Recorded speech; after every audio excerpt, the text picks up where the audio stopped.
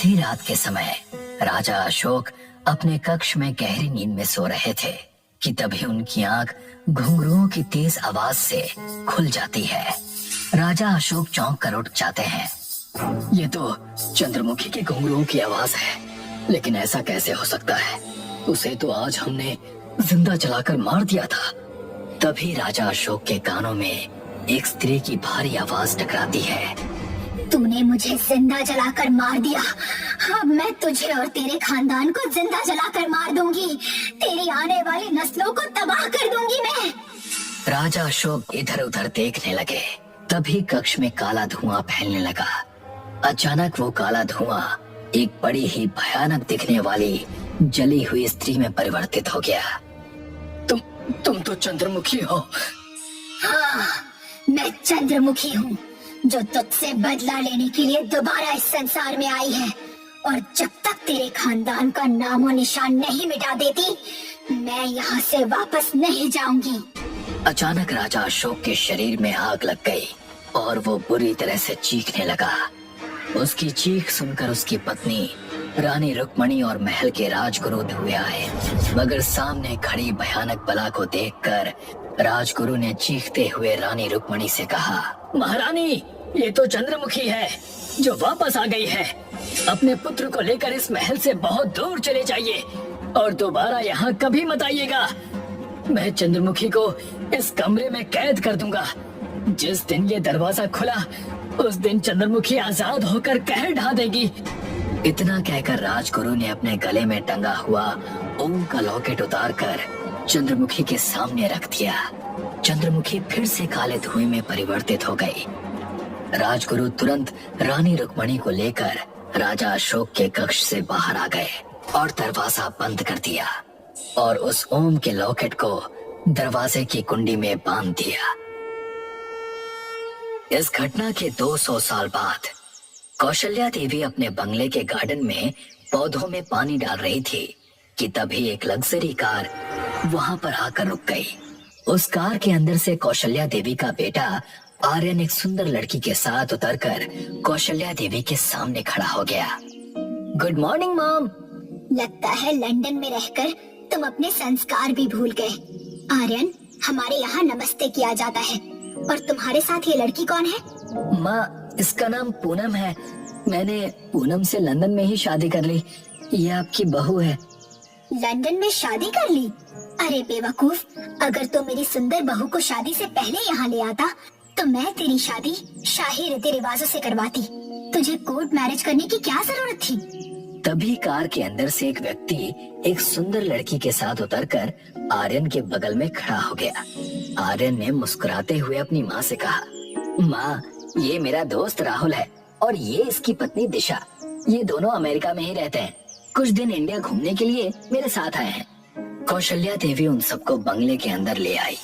कुछ देर के बाद आर्यन ने अपनी माँ से कहा, पूनम का हमारी संग्रामपुर की हवेली को देखने का बड़ा ही मन था।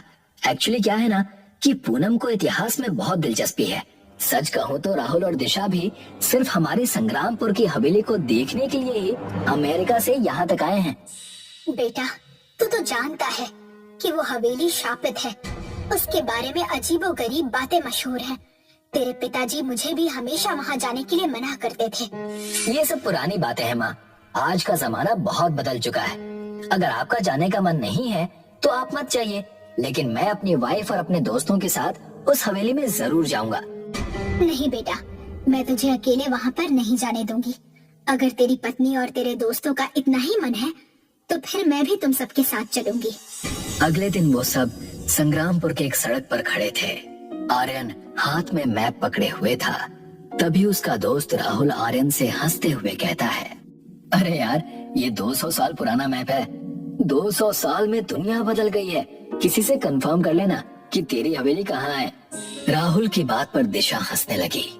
राहुल सही कह रहा है, और वैसे भी वो हवेली तुम्हारे पूर्वजों की है।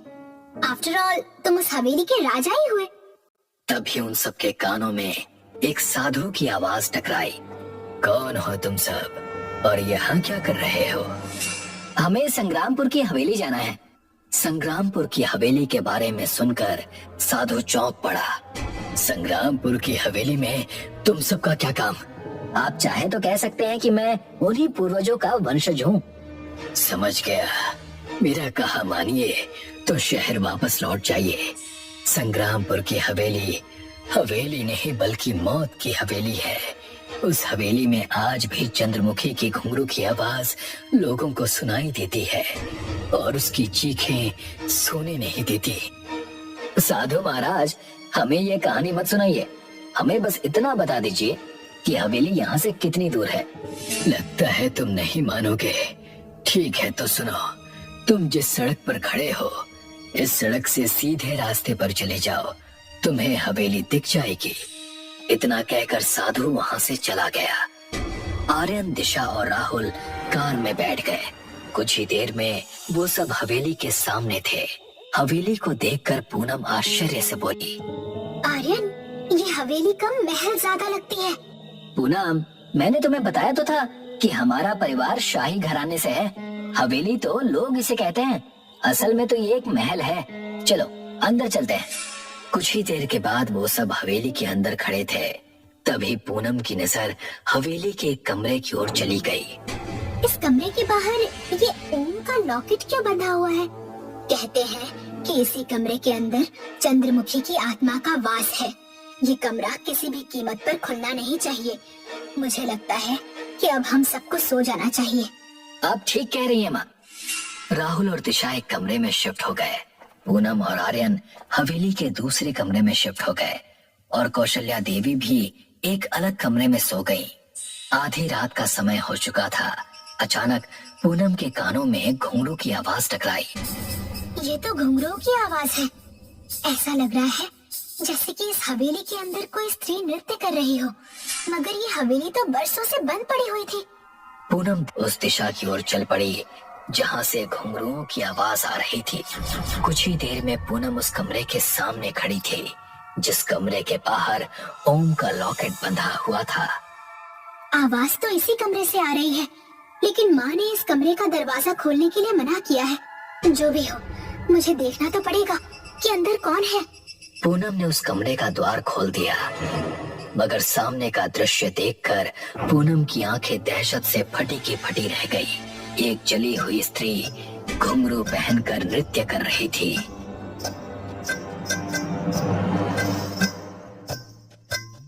अचानक वह काले धुएं में परिवर्तित हो गई। पूनम ने जैसे ही चीखने के लिए अपना मुंह खोला, वो काला धुआं पूनम के मुंह के अंदर प्रवेश कर गया। कुछ ही देर में पूनम का चेहरा भयानक हो गया और वो तेज रफ्तार से बाहर निकलकर नृत्य करने लगी। अचानक कमरे में सो रही दिशा की आंख खुल गई। ये घुंघरू की आवाज कहाँ से आ रही है? दिशा ने अपने पति राहुल को नींद से जगाकर कहा, राहुल, देखो ना, ये घुंघरू की आवाज कहीं से आ रही है। लगता है बाहर कोई है। राहुल ने आंख मसलते हुए कहा, सो जाओ दिशा, जरूर ये आर्यन होगा जो हमें डराने के लिए ये सब कर रहा है। नहीं राहुल, मुझे तो कुछ और भी लग रहा है। हमें बाहर जाकर देखना चाहिए। मुझे डर सा लग रहा है। ठीक है, चलो देखते हैं कि बाहर कौन है। राहुल और दिशा अपने कमरे से बाहर निकल आए, मगर सामने का दृश्य देखकर दिशा कांप उठी।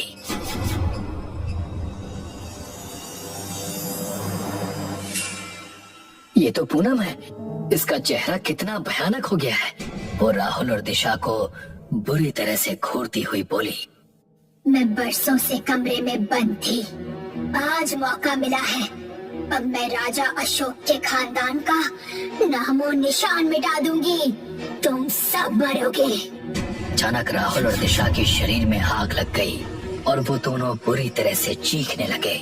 उन दोनों की चीख सुनकर आर्यन और उसकी माँ कौशल्या अपने अपने कमरे से बाहर निकल आए। कौशल्या देवी कांपते हुए आर्यन से बोली, आर्यन, ये तो बहू है। लगता है बहू के शरीर के अंदर चंद्रमुखी की आत्मा ने प्रवेश कर लिया है। अब ये हम में से किसी को जिंदा नहीं छोड़ेगी। तभी पूनम के अंदर चंद्रमुखी की आत्मा आर्यन को देखकर भयानक अंदाज में हंसने लगी। तू ही राजा अशोक का आखिरी वंशज है। तुझे मार कर मैं अपना बदला पूरा करूंगी। किसी को नहीं छोड़ूंगी मैं। इतना कहकर भयानक हो चुकी पूनम आर्यन के ऊपर झपटने ही वाली थी कि तभी उसके कानों में एक भारी आवाज टकराई। अपने कदम वहीं रोक ले चंद्रमुखी, और इस लड़की के शरीर को छोड़ दे। आर्यन और कौशल्या देवी ने देखा कि बहुत बूढ़े साधु खड़े हुए भयानक हो चुकी पूनम को गुस्से भरी नजरों से देख रहे थे। भयानक पूनम उस साधु की ओर देखकर दूसरी स्त्री की आवाज में बोली, राजगुरु, तू अभी तक जीवित है? तूने ही मुझे राजा अशोक के कमरे में कैद कर दिया था। अब मैं तुझे नहीं छोड़ूंगी। तभी उस बूढ़े साधु ने अपनी झोली से शमशान की राख निकालकर पूनम के शरीर के ऊपर फेंक दी। अचानक भयानक पूनम का मुंह खुल गया। पूनम का मुंह खुलते ही वो काला धुआं बाहर आ गया। काला धुआं बाहर चला गया। पूनम बेहोश हो गई। किसी जमाने में मैं इस महल का राजगुरु था। मैंने ही चंद्रमुखी की आत्मा को महाराज अशोक के कक्ष में बंद कर दिया था, जिसे शायद तुम्हारी पत्नी ने खोला होगा। लेकिन राजा अशोक तो 200 वर्ष पहले हुआ करते थे। हाँ, हम साधु योग के सहारे वर्षों तक जीवित रहते हैं। चंद्रमुखी राजा अशोक के दरबार में नर्तकी थी। जब राजा अशोक को पता चला कि चंद्रमुखी शैतान की पुजारन है और वो काला जादू करने के लिए निर्दोष और मासूम लोगों की बलि देती है, तो राजा अशोक ने चंद्रमुखी को जिंदा जलवा दिया और चंद्रमुखी की आत्मा बदला लेने के लिए नर्क से दोबारा लौट आई। तो क्या चंद्रमुखी की आत्मा यहाँ से चली गई? इस समय तो यहाँ से चली गई, लेकिन वो दोबारा वापस जरूर आएगी। इसीलिए तुम अब से कभी भी इस हवेली की तरफ मुड़कर भी नहीं देखोगे। इतना कहकर राजगुरु वहाँ से चले गए। आर्यन अपनी पत्नी पूनम और माँ कौशल्या देवी को लेकर अपने शहर वापस आ गया। वो आज भी अपने दोस्त राहुल और दिशा को बहुत याद करता है। आधी रात का समय था। भयंकर बर्फबारी हो रही थी। सुंदर नगर के वासी अपने अपने घरों में मोटी मोटी रजाइयों में दुबके हुए पड़े थे। सारे शहर की बिजली गुल थी। सुंदर नगर का जंगल रात के समय बड़ा ही भयानक लग रहा था। जंगल की सड़क पर मौत जैसा सन्नाटा पसरा हुआ था। उस सन्नाटे भरी सड़क पर एक कार हल्की गति से चल रही थी। कार के अंदर अभिमन्यु, कार्तिक और तान्या, वो तीनों दोस्त थे। कार अभिमन्यु ड्राइव कर रहा था। अभिमन्यु, तुम्हें कार को ड्राइव करते हुए 2 घंटे से अधिक का समय हो गया है, लेकिन अभी तक हम जंगल से बाहर नहीं निकल पाए। आखिर हम कब तक सुंदर नगर पहुँचेंगे? बकवास मत करो कार्तिक, जंगल जाने का आइडिया भी तुम्हारा ही था। तुम्हारी वजह से ही हम तीनों इस बर्फबारी में फंस चुके हैं। अभिमन्यु, बहस करने के बजाय अगर तुम कार की स्पीड थोड़ी सी तेज कर दोगे ना, तो हम लोग होटल जल्दी पहुंच जाएंगे। तुम्हारा दिमाग तो ठीक है तान्या, तुम जानती भी हो कि तुम क्या कह रही हो। तेज हवाओं के साथ बर्फबारी भी हो रही है। मैं कितनी मुश्किल से ड्राइव कर रहा हूँ, तुम्हें अंदाजा भी नहीं है। अगर ऐसी बात है तो कार मैं ड्राइव कर लेता हूँ। ये खतरा मैं नहीं उठा सकता।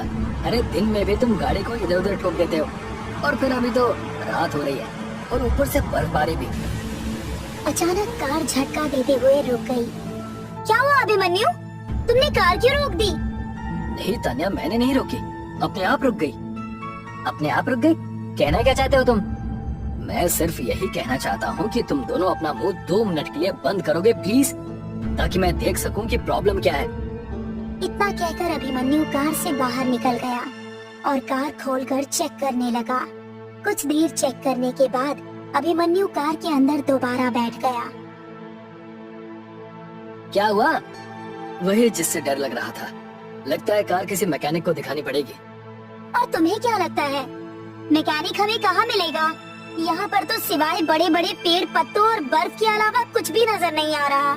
हमें तो ये भी नहीं पता चल रहा कि सुंदर नगर यहाँ से कितनी दूर है। तो क्या हमें सारी रात इस कार में ही गुजारनी पड़ेगी? यही सोच सोच कर तो मेरा दिमाग खराब हो रहा है। हम रात इस कार में नहीं बिता सकते। ये जंगली इलाका है, बर्फबारी हो रही है, और मैंने सुना है कि यहाँ के जंगली जानवर बहुत खतरनाक हैं। इतना कहकर अभिमन्यु कार से बाहर निकला। अचानक अभिमन्यु की निगाह सामने बनी एक बहुत बड़ी और पुरानी हवेली पर पड़ी। हवेली को देखकर अभिमन्यु कार के अंदर झांकते हुए बोला, टेंशन मत लो दोस्तों, हमें रात गुजारने के लिए ठिकाना मिल गया। तान्या और कार्तिक कार के बाहर निकल आए। तान्या सामने बनी पुरानी हवेली को बहुत गौर से देखती हुई बोली, ये तो बहुत पुरानी बनी हुई हवेली लगती है। मुझे नहीं लगता यहाँ कोई रहता होगा। क्या फर्क पड़ता है तान्या कि वहाँ कोई रहता हो या ना रहता हो, हमें तो बस रात गुजारनी है। एक काम करते हैं, हम तीनों वहाँ चलते हैं और लकड़ियाँ जलाकर आग जला लेते हैं। वो तीनों अपनी कार को वहीं छोड़कर धीरे धीरे कदमों से उस हवेली की ओर बढ़ गए। अभिमन्यु, कार्तिक और तान्या तीनों कॉलेज के दोस्त थे। वो तीनों एडवेंचर के शौकीन थे। वो तीनों जंगल के काफी अंदर तक निकल गए और फिर रास्ता भटक गए। कुछ देर पैदल चलने के बाद वो तीनों हवेली के सामने खड़े हुए थे। दूर से देखने में तो ये हवेली नजर आती है अभिमन्यु, लेकिन ये तो कोई बहुत पुराना महल मालूम पड़ता है। तुम बिल्कुल सही कह रही हो तान्या, ये कोई हवेली नहीं बल्कि एक महल है जो कि अब खंडहर में बदल चुका है। इस महल के आसपास तो देखो, यहाँ तो मोटी मोटी और लंबी झाड़ियों ने अपना बसेरा बना रखा है। आखिर तुम दोनों को इस बात से क्या फर्क पड़ता है? अरे ये हवेली हो या महल, हमें बस रात गुजारनी है। चलो अंदर चलते हैं, मुझे लगता है अंदर हमें काफी लकड़ी मिल जाएगी। तभी उन तीनों के कानों में झाड़ियों में से किसी के कदमों की सरसराहट की आवाज टकराई। उन तीनों ने देखा कि कोई अजीब सी दिखने वाली औरत उन तीनों के पास ही आ रही थी। उस औरत को देखकर तान्या और कार्तिक को अजीब सा महसूस होने लगा। वो औरत उन तीनों को अजीब सी नजरों से घूरती हुई बोली, तुम तीनों कौन हो और इस महल के बाहर क्या कर रहे हो? हम तीनों दिल्ली शहर के रहने वाले हैं। सुंदरवन घूमने के लिए आए थे। आज हमारा जंगल घूमने का मूड बना और वापसी में हम रास्ता भटक गए। अचानक रात में बर्फबारी होने लगी और हमारी कार खराब हो गई। हमें रात गुजारने के लिए कोई ठिकाना चाहिए। और कहीं तुम्हारे दिमाग में ये विचार तो नहीं आया कि रात इस महल के अंदर गुजार लेनी चाहिए? आप तो काफी समझदार मालूम होती हैं। आपने बिल्कुल सही कहा, हम इसी इरादे से यहाँ पर आए हैं। मूर्ख, ये महल नहीं बल्कि एक भूल भुलैया है। अगर गलती से भी इस महल के अंदर प्रवेश कर गए तो दोबारा इस दुनिया की शक्ल कभी नहीं देख पाओगे। तुम कहना क्या चाहती हो? इस महल में मंजुलिका का राज है। अगर गलती से भी कोई इंसान इस महल के अंदर चला जाता है तो वो कभी जीवित वापस नहीं आता। मंजुलिका उस इंसान की आत्मा तक अपने वश में कर लेती है। क्या बकवास कर रही हो तुम? तुम्हें लगता है हम तुम्हारी बात पर विश्वास करेंगे? ये सब घिसे पिटे पुरानी बातें हैं। हमने बहुत सारी फिल्मों में ये सब होते हुए देखा है। समझाना मेरा काम था।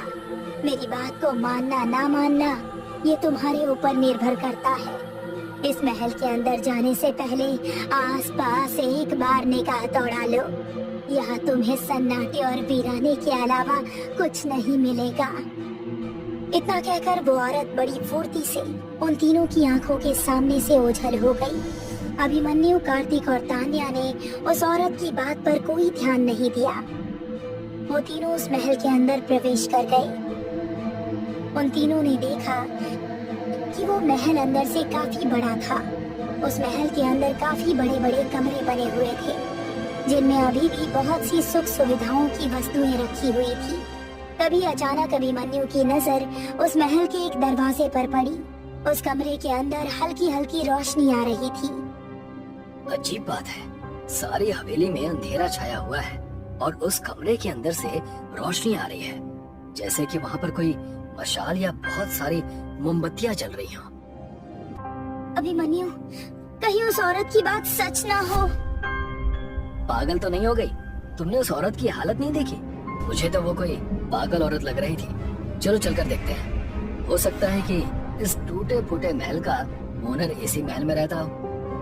इतना कहकर अभिमन्यु उस कमरे की ओर बढ़ गया। सच तो ये था कि कार्तिक और तान्या अंदर से थोड़े डरे हुए थे। मजबूरी में उन दोनों को भी अभिमन्यु के साथ आगे आना पड़ा। अभिमन्यु बड़ी फुर्ती के साथ उस कमरे के अंदर प्रवेश कर गया, मगर कमरे का दृश्य देखकर अभिमन्यु की आंखें हैरत से फटी की फटी रह गई। उसने देखा कि एक महिला बहुत महंगी साड़ी पहनी हुई एक सोफे पर आंखें बंद किए हुए बैठी थी। उसके आसपास बहुत महंगे महंगे कैंडल स्टैंड रखे हुए थे। अचानक उस सुंदर महिला ने अपनी आंखें खोल ली। वो कार्तिक, अभिमन्यु और तान्या की ओर देखकर रहस्यमयी मुस्कान के साथ बोली, तुम तीनों कौन हो? सवाल ये नहीं है कि हम तीनों कौन हैं, सवाल ये है कि तुम कौन हो और इस महल में अकेली क्या कर रही हो? और वो भी इस खंडरनुमा महल में? अजीब बात है, तुम मेरे ही महल में आकर मुझसे पूछ रहे हो कि मैं कौन हूँ, जबकि बताना तुम्हें चाहिए कि तुम कौन हो। लेकिन फिर भी तुम्हारे पूछने पर मैं तुम्हें बता देती हूँ कि मेरा नाम। अचानक वो महिला बोलते हुए रुक गई और धीरे धीरे कदमों से उठकर उन तीनों के करीब आकर खड़ी हो गई। बाहर बहुत सर्दी है और तुम तीनों भूखे भी मालूम पड़ते हो। सामने आतिशदान में जो लकड़ियां रखी हुई हैं, उन्हें जला लो और अपने शरीर को गर्म कर लो। उसके बाद आराम से बैठकर एक दूसरे के बारे में पूछताछ कर लेंगे। मैं अभी आती हूँ। इतना बोलकर वो महिला कमरे से बाहर निकल गई कि अब उन तीनों को बहुत ज्यादा ठंड लग रही थी। अभिमन्यु ने आतिशदान में रखी हुई लकड़ियां जला दी और वो तीनों आतिशदान के करीब बैठकर आग सेकने लगे। अचानक वो सुंदर महिला कमरे के अंदर अपने हाथ में एक सुंदर ट्रे पकड़े हुए उन तीनों के सामने खड़ी हो गई। ये लो, मैंने ये कॉफी तुम तीनों के लिए बनाई है। इसे पीकर तुम तीनों को काफी आराम मिल जाएगा। अभिमन्यु, तान्या और कार्तिक ने ट्रे में से एक एक कप उठा लिया। अभिमन्यु ने जैसे ही कॉफी का एक सिप लिया, एक भयंकर बदबू उसके नाक से टकराई। उसे तेजी से उल्टी आ गई। अभिमन्यु कप फेंकते हुए उस औरत की ओर देखकर बोला, ये क्या है? ये किस तरह की कॉफी है? इसमें से तो बहुत तेज बदबू आ रही है। बिल्कुल सही कह रहे हो अभिमन्यु। ये कॉफी नहीं है अभिमन्यु, ये कुछ और ही है। ऐसा लग रहा है जैसे ये किसी का खून है।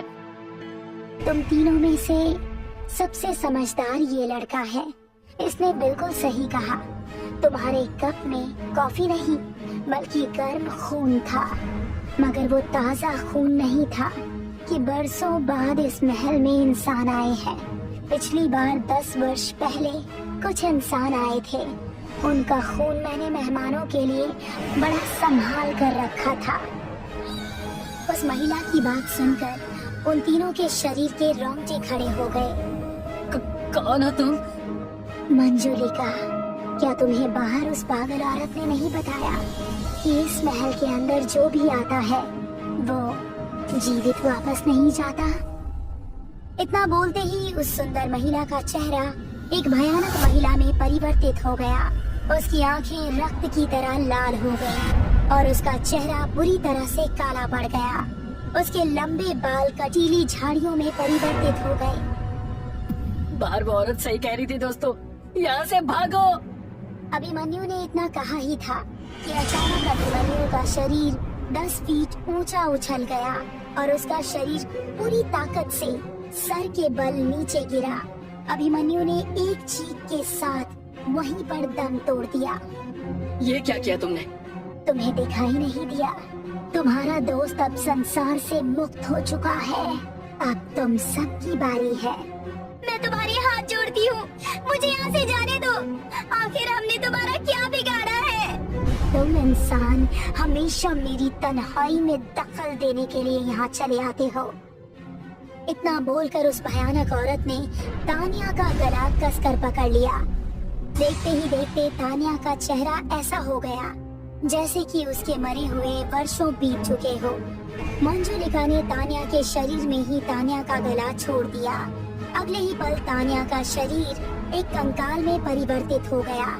कार्तिक चीखता हुआ वहाँ से बाहर की ओर भागा। मूर्ख इंसान, तुम चाहकर भी यहाँ से भाग नहीं सकते। मंजुलिका के महल में जो भी आता है फिर इस महल से कभी वापस नहीं जाता है। कार्तिक दौड़ते हुए उस महल के दरवाजे तक आ गया। उसने देखा कि बाहर वही औरत खड़ी हुई उसे दया भरी नजरों से देख रही थी। कार्तिक ने जैसे ही अपना पैर महल के बाहर निकालने के लिए रखा, अचानक वो 10 फीट ऊंचा उठता हुआ पीछे की ओर गिर गया। मैंने तुम तीनों को समझाया था कि तुम चाहकर भी इस महल से बाहर नहीं निकल सकते। मुझे बचा लो, मेरे दोनों दोस्तों को उसने मार दिया। नामुमकिन है। मंजुलिका का दायरा सिर्फ इस महल के अंदर ही बंधा हुआ है। काश कि तुम तीनों दोस्त इस महल के अंदर नहीं आते। अब कुछ नहीं हो सकता। तुम कौन हो? तुम्हें इस महल के बारे में इतना कुछ कैसे पता? बरसों पहले मेरा बेटा इसी हवेली के अंदर गया था, आज तक वापस नहीं आया। मैंने उसका इंतजार करते करते इन्हीं झाड़ियों में दम तोड़ दिया। तब से मेरी आत्मा यही भटकती है और यहाँ हर आने वाले को महल के अंदर जाने से सचेत करती है। मगर पता नहीं लोग मेरी बात पर विश्वास क्यों नहीं करते। इतना कहकर वो औरत वहाँ से गायब हो गई। तभी मंजुलिका कार्तिक के सामने आ गई। कार्तिक की दिल दहला देने वाली चीख सन्नाटे में गूंज गई।